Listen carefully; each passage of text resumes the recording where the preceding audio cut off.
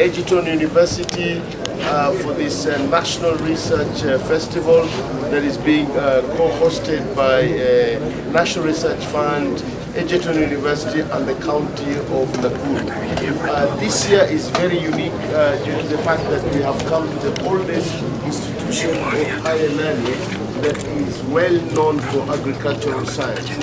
And also the National Research Fund has been able to bring the farmers around so that they can be able to see the research that is going on and how we can be able to transfer the technology from the labs, from the fields, all the way to the farmers as well.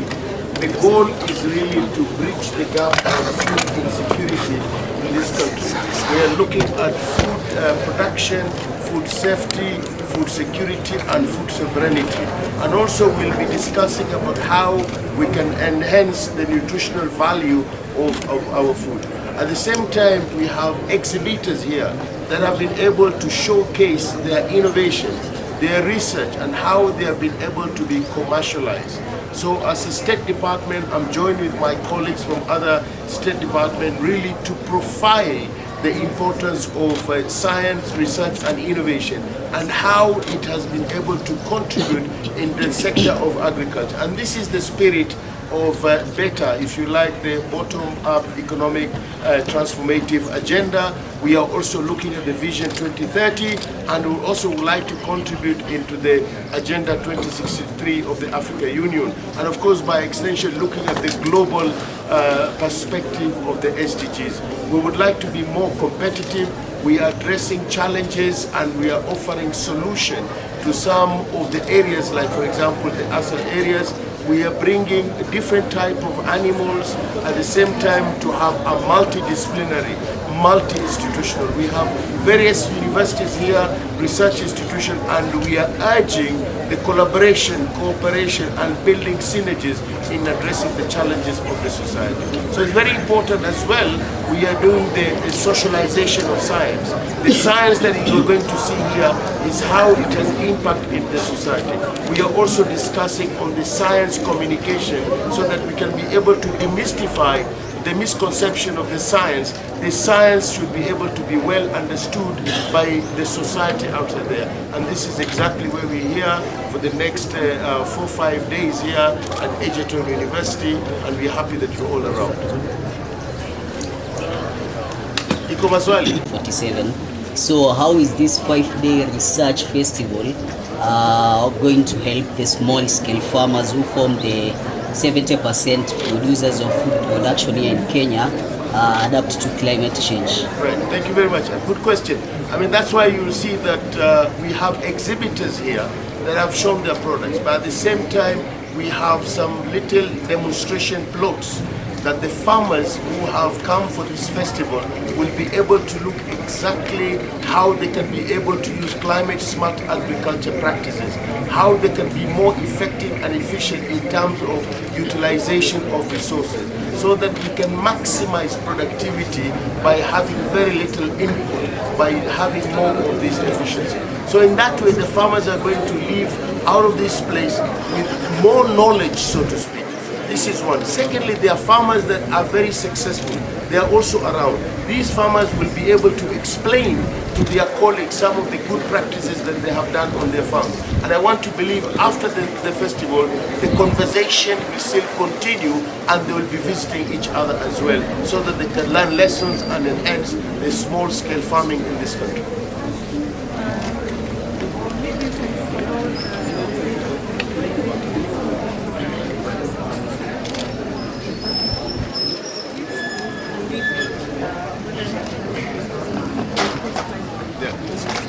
If you look at the Science, Technology, Innovation Act of 2013, it is committed that we need to set aside 2% of the GDP to support this sector of science, technology and innovation, research and development. At the moment, the government has set aside 0.8%, and we are striving to move to that 1%. And I believe if that 1% is going to come forward, we will be able, through at least 2 agencies, probably more, like Kenyan National Innovation Agency, the National Research Fund, NACOSTI and others, would be able to allocate more resources in terms of seed money to do prototype and the commercialization. At the moment, the universities are changing with that entrepreneurial mind as well. We have set up an academy of the vice chancellors that are coming together. They are sharing their ideas. We are bringing Kenya intellectual property rights together with us as well. We are bringing KEBS as well. So all these government agencies will be able to enhance the commercialization of their products, because we are encouraging people to patent these ideas and prototype. And then of course through the PPP, the public-private partnership, I believe we can be able to enhance the issue of commercialization. So we are bringing partners in the country. We are bringing venture capitalists. We are also talking to the private sector as well to be able to come together so that we can strengthen that partnership and build the synergies and collaboration. Okay. My name is Khaled from Koilib. First of all, thank you for bringing this to Egerton. So from Egerton, where are we going to next? Yeah, we're gonna see. We want to move really, and we are discussing. We were in Homa Bay, and we've started the conversation with various governors as well. They are very enthusiastic to see how we can be able to go all the way down to the counties. So Egerton, we've started here. We're going to pick another sort of county. There is a discussion, probably we look at the cluster of the blue economy and how the blue economy can contribute to the food security and food sovereignty and food safety as well. So probably we'll be going to Mombasa. But the culmination of all this, next year we are planning to have Science, Technology, Innovation Week. That is going to be in our calendar for each and every year, that we'll bring everybody around the table, and this will be done in Nairobi. And then of course before that there will be several other small entities at the county level with competition and be able to have cutting edge technologies at different counties, because we have the diversity in this country, and we do not want to see duplication, but we want to see complementarity of science, technology and innovation in addressing the challenges of the society.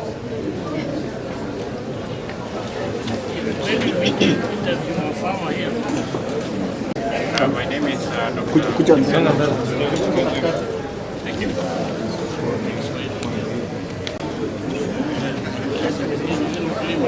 My name is Wilson Kipendo from Narok County. I'm working with the organization called Alatia Masro. This organization, which has 12 cooperative societies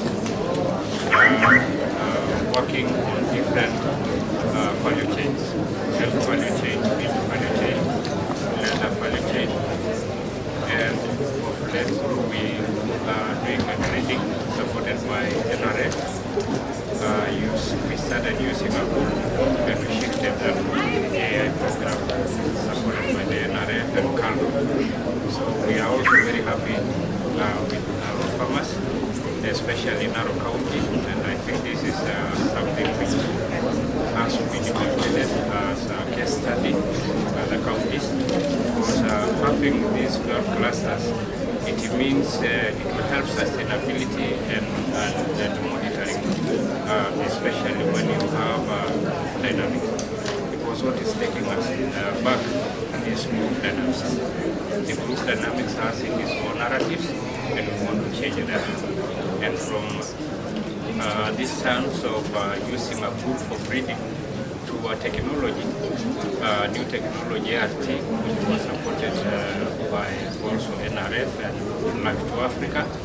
Our farmers were taken to Naivasha for a trip exchange and also training program. And at the same time,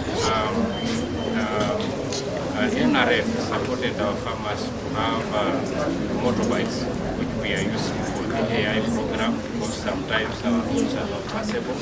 And you know the issue of ISRA synchronization require timing. So when you get late, you go to an animal, then you lose it, and it's a lot of money, which has to have been research. So in Narok County, we are happy, and we want to urge the government to continue with the bottom-up program so that we can be able to see that all the other farmers are supported. Because if we continue with the narrative of theory, then it means practical down in terms of percentage. We need to be more practical in terms of research than theories. Thank you. Maybe one thing here, also the government policy. You know very well that we've been using the semen with cattle to ensure that whatever animal that we inseminate, we make sure that we get a female calf that will be able to continue. And under the instruction of His Excellency the President, now the price of sex semen has gone down from 2,900 to 1,000. This is again that initiative of empowering our farmers to make sure that they can have it accessible to them and make sure that they can be able to, move forward with this genetic sort of enhancement in our livestock and improve productivity and increase in terms of milk yield, and in so doing we can be able to empower the community and be able to alleviate food insecurity and of course eliminate poverty as well.